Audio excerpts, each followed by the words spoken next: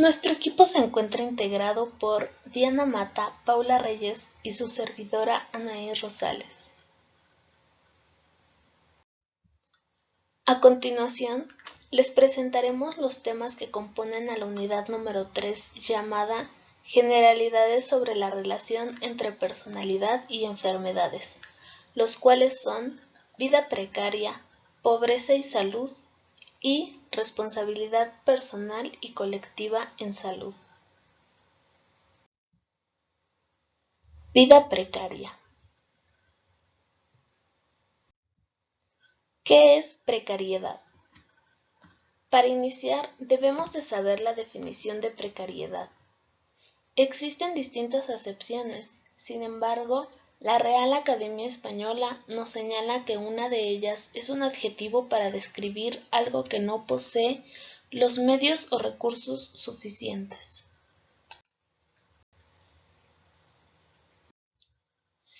Es necesario reconocer a la vida precaria o precariedad como una condición vital generalizada, en donde la vida implica una dependencia de redes y condiciones sociales que son responsabilidad política y ética.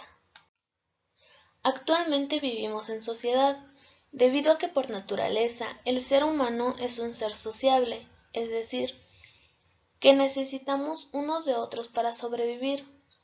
Una persona no podría sobrevivir en aislamiento. Esto nos lleva a una vulnerabilidad compartida y a su vez a la precariedad compartida, por lo que todos necesitamos de protección mediante el reconocimiento de acuerdos multilaterales basados en el reconocimiento de dicha precariedad compartida.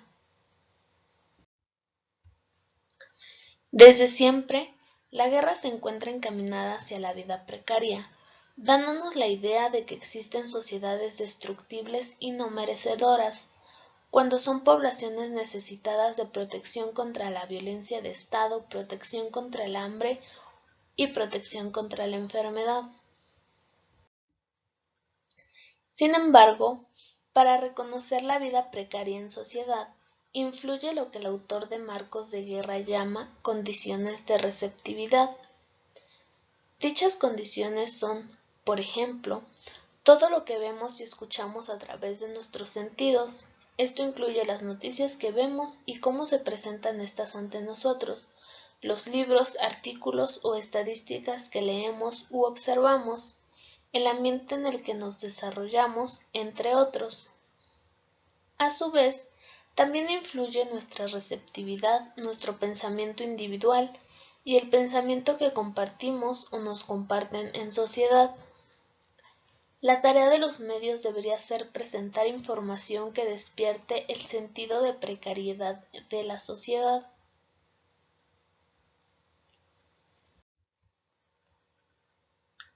Los asentamientos precarios. En todo el mundo, especialmente en los países de ingresos bajos y países en vías de desarrollo, existen los llamados asentamientos precarios. Dichos asentamientos generalmente se encuentran asociados a la pobreza, el desempleo y la dependencia. La definición de asentamiento precario surgió por primera vez en Londres en el siglo XIX, cuando las clases obreras que trabajaban en las industrias se mudaron a conjuntos habitacionales cerca de las fábricas donde trabajaban. Inicialmente, los asentamientos precarios se definían como lugares de poca reputación, pero con el paso del tiempo, la definición se convirtió a es una zona miserable y abarrotada, habitada por personas pobres. Más del 90% de los asentamientos precarios se encuentran en países en vías de desarrollo, en donde la urbanización se ha convertido en sinónimo de asentamiento precario.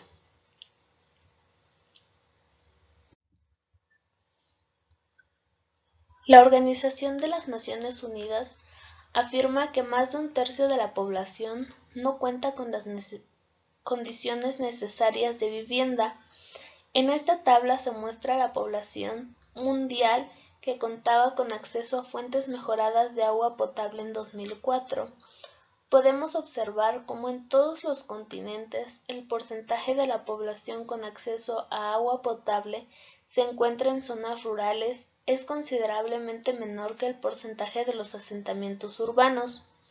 En América Latina y el Caribe, el 96% de la población que se encuentra en una zona urbana tiene acceso al agua potable y por otro lado, solo un 73% de la población que se encuentra en zonas rurales tienen acceso a dicho servicio. En esta segunda gráfica se encuentran los porcentajes de la población con acceso a instalaciones mejoradas de saneamiento en 2004. Al igual que en la gráfica anterior, podemos observar que la población que vive en zonas rurales tiene menos acceso a instalaciones de saneamiento. En América Latina y el Caribe, el 86% de la población que vive en zonas urbanas tiene dicho acceso al saneamiento.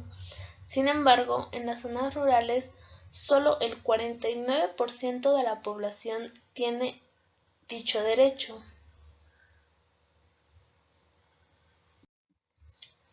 En esta gráfica podemos observar al número de personas en millones sin acceso a los servicios básicos, esto en 2004. Una vez más podemos percatarnos que el número de personas que vive en zonas rurales y no tiene acceso a servicios es mucho mayor que las personas que viven en zonas urbanas.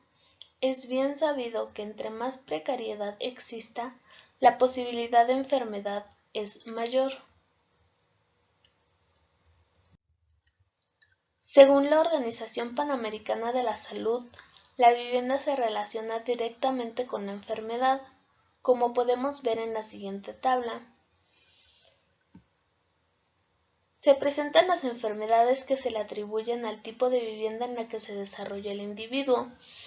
Entre las enfermedades que más relación tienen con las condiciones de vivienda, podemos encontrar la infección respiratoria aguda bajo, la diarrea, las infecciones intestinales, el tracoma, el dengue, la malnutrición, entre otras, y las que menos tienen relación con las condiciones de vivienda son el cáncer, los desórdenes neuropsiquiátricos, las enfermedades cardiovasculares, el envenenamiento y suicidios.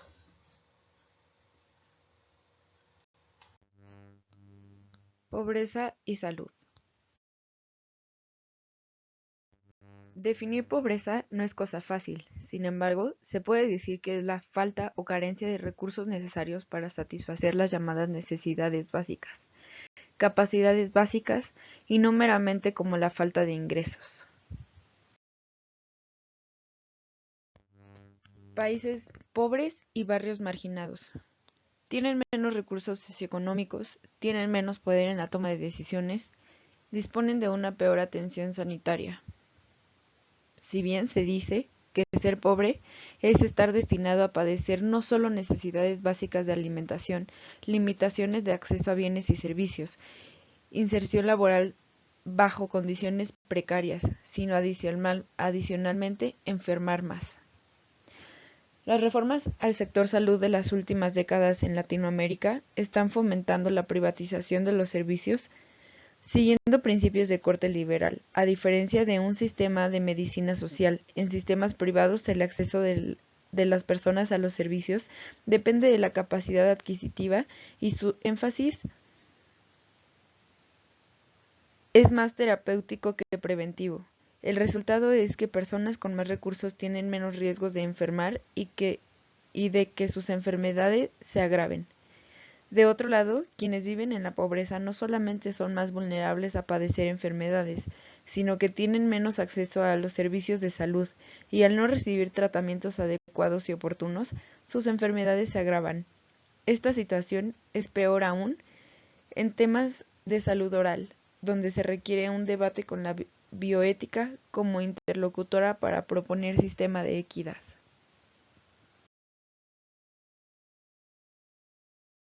Aquí podemos encontrar los salarios mínimos al año por una persona.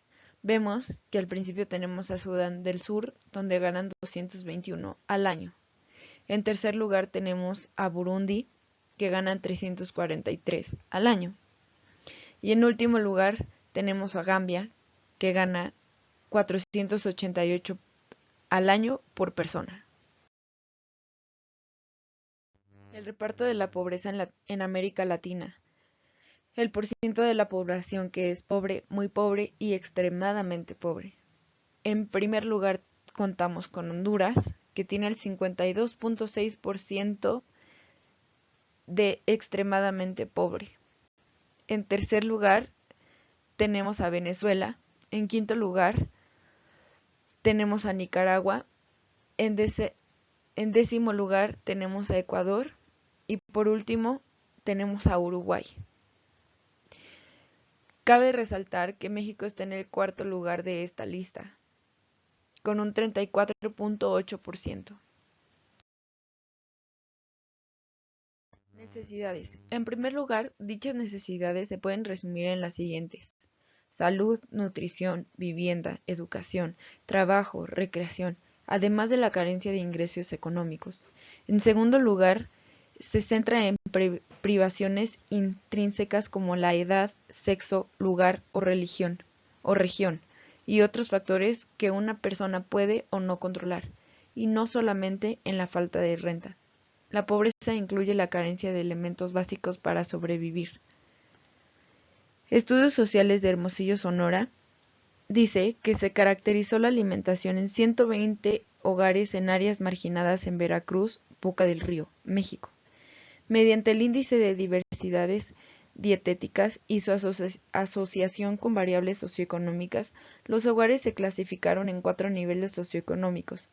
El 99% se ubicó en una situación de pobreza, de 52% al 71% del ingreso familiar se gasta en alimentos.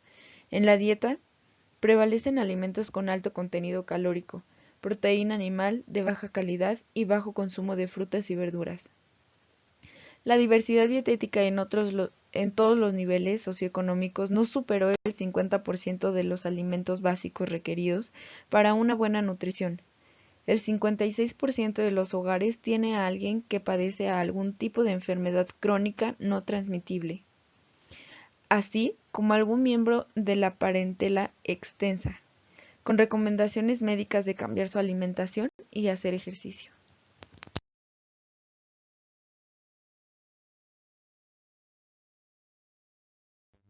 Flagelo de la pobreza. La Organización de Naciones Unidas, ONU, desde 1990 ha propuesto el programa Objetivos del Milenio, ODM, en donde se propone, entre otros, erradicar la pobreza extrema y el hambre a pesar de los esfuerzos realizados para tal fin. Hoy día, un estimado de 1.200 millones de personas en todo el mundo siguen estando en esta situación. Organización de Naciones Unidas 2013. Producción consumista. Responden a las directrices impuestas por el mercado y en los sectores menos favorecidos económicamente. Produce frustración y violencia. Sosa 2012. Donde adicionalmente existen también altos niveles de delincuencia y no cuentan con recursos sociales y sanitarios de calidad. Desigualdad en oportunidades. Condición económica, su clase social, el sitio donde vive, el tipo de país al que pertenece, la voluntad política que tengan los gobernantes para atacar o no a la pobreza, lo que provoca que se tenga más o menos salud, más o menos enfermedades, mejor o peor calidad de vida. Según la Revista Panamericana de Salud Pública, la pobreza y la mala salud son fenómenos interrelacionados. Los países pobres tienden a presentar peores resultados sanitarios que los más pudientes, y dentro de cada país las personas pobres tienen más problemas de salud que las acomodadas. Esta asociación refleja una relación de causalidad que funciona en los dos sentidos. 1. La pobreza genera mala salud. 2. La mala salud hace que los pobres sigan siendo pobres. En este artículo se examinan las pruebas disponibles respecto a las desigualdades sanitarias entre las personas pobres y las que no lo son, así como respecto a las repercusiones que en forma de empobrecimiento y desigualdad de ingresos pueden tener los gastos de atención y de salud. Se hace una exposición sucinta de los actuales conocimientos sobre las causas de las desigualdades y sobre la eficacia de las políticas destinadas a combatirlas. Señala que es demasiado poco lo que se sabe acerca de los efectos de estas políticas, pese a las abundantes técnicas de medición disponibles y a los muchos datos obtenidos sobre la magnitud y las causas de desigualdades.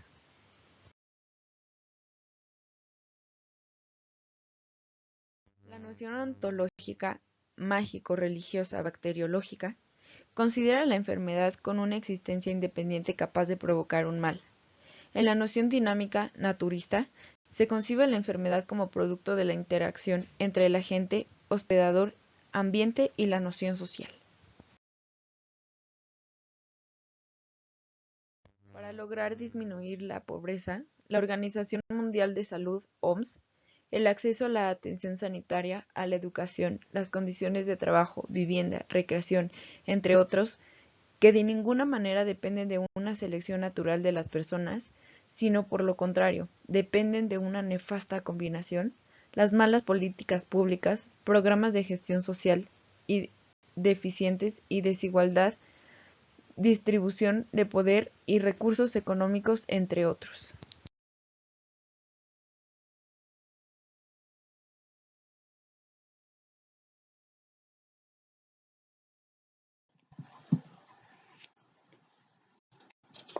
Las Cs o funciones esenciales de la salud pública se han definido como las condiciones que permiten un mejor desempeño de la práctica de la salud pública. La Organización Panamericana de la Salud, OPS, ha puesto en marcha la iniciativa La Salud Pública en las Américas, dirigida a la definición y medición de la Cs como base para mejorar la práctica de la salud pública y fortalecer el liderazgo de las autoridades sanitarias en todos los niveles del Estado.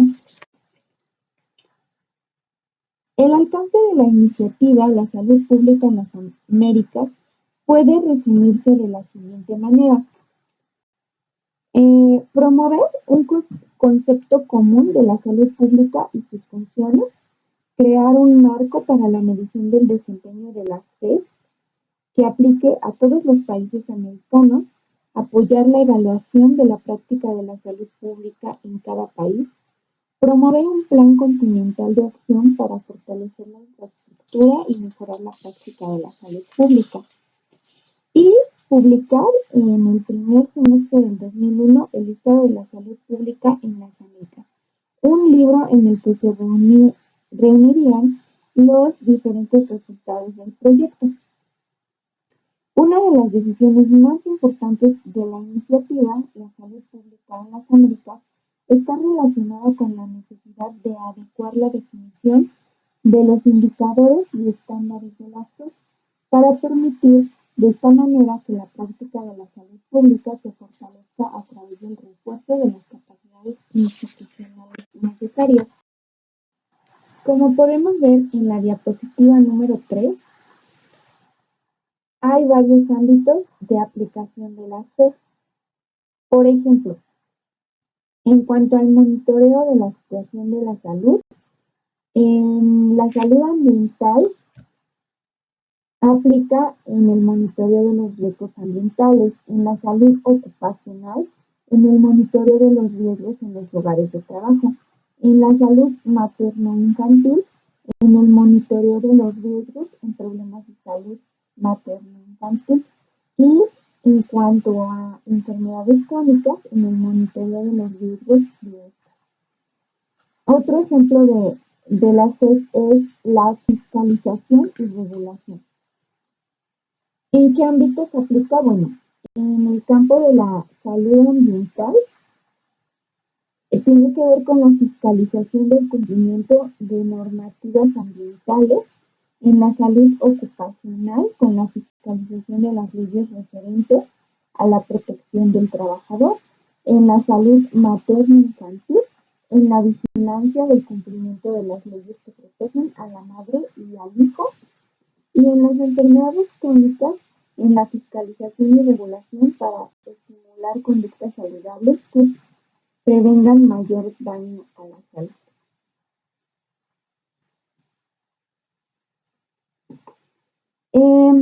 El estudio Delphi de la OMS sobre la SED, que se realizó en enero de 1997, recomendó la OMS impulsar el desarrollo conceptual de la SED para implementar así la renovación de la política de salud para todos en el año 2000.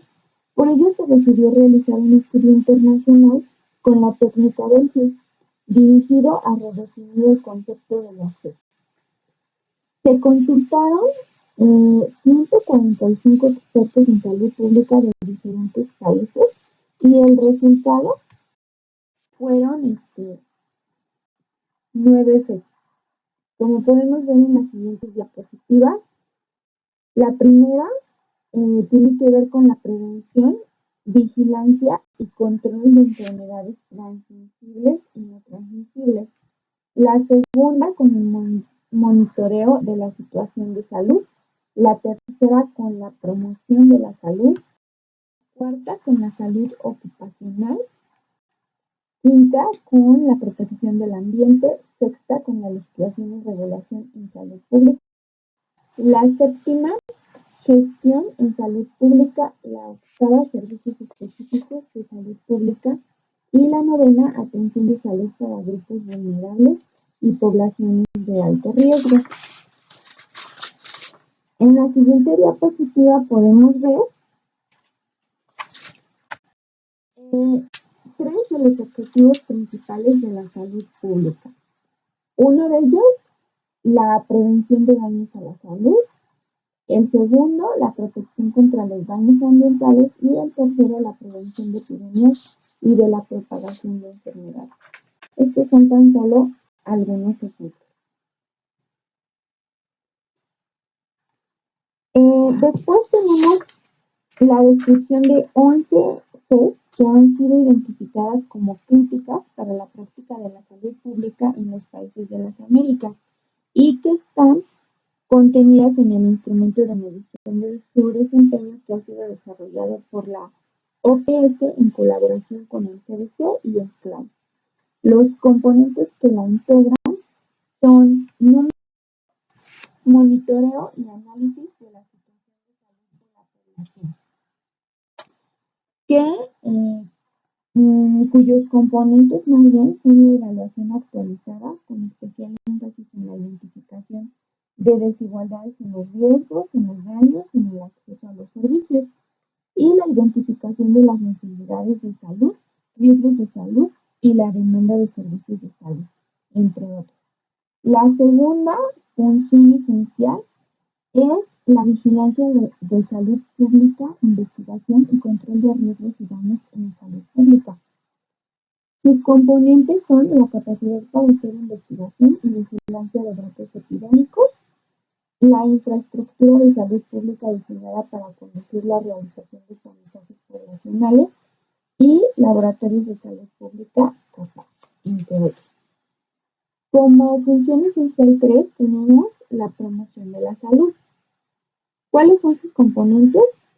Son acciones de promoción y desarrollo de programas para reducir riesgos y daños a la salud.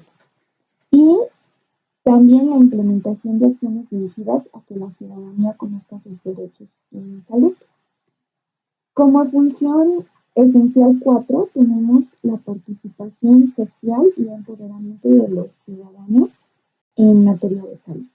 ¿Cuáles son sus componentes? La facilitación de la participación de la comunidad organizada en programas de prevención, diagnóstico, tratamiento y rehabilitación.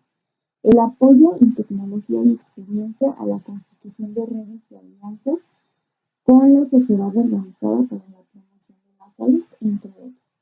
Como función esencial 5 tenemos el desarrollo de políticas, planes y capacidad de gestión que apoyen los esfuerzos en salud pública y contribuyan a la rectoría sanitaria nacional. Algunos de sus componentes son la planificación estratégica a escala nacional y el apoyo a la planificación en los niveles subnacionales. También la evaluación del sistema de atención de salud para la definición de una política nacional que garantice la entrega de servicios de salud con un enfoque poblacional. Y como función esencial número 6 tenemos la regulación y fiscalización en salud pública. Sus componentes son la generación de nuevas leyes y regulaciones dirigidas a mejorar la salud, la protección de los consumidores en sus relaciones con los servicios de salud, entre otros. Después, como función social 7, tenemos la evaluación y promoción del acceso equitativo de la población a los servicios de salud necesarios. Algunos de sus componentes son el desarrollo de acciones dirigidas a superar barreras de acceso a las intervenciones de salud pública y la facilitación de la vinculación de grupos vulnerables a los servicios de salud. Como acción esencial 8 tenemos el desarrollo de recursos humanos y capacitación en salud pública. Uno de sus componentes es la definición de requerimientos para la licenciatura de profesionales de salud en general y adopción de programas de mejoramiento continuo. Como acción esencial 9 tenemos la garantía de calidad de los servicios de salud individuales y colectivos. Algunos de sus componentes son la utilización de la metodología científica para evaluar intervenciones de salud de diferentes grados de complejidad y el uso de este sistema para elevar la calidad de la provisión directa de servicios de salud. Como acción esencial 10 tenemos la investigación, desarrollo e implementación de soluciones innovadoras en salud pública.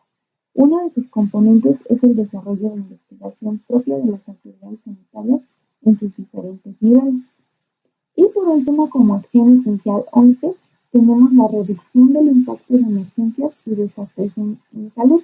Uno de sus componentes es el enfoque múltiple de los daños y la etiología de todas y cada una de las emergencias o desastres posibles en la realidad del país. ¿Cuál ha sido el uso de los resultados de la medición del desempeño para generar un plan de acción para la mejora de la práctica de la salud pública?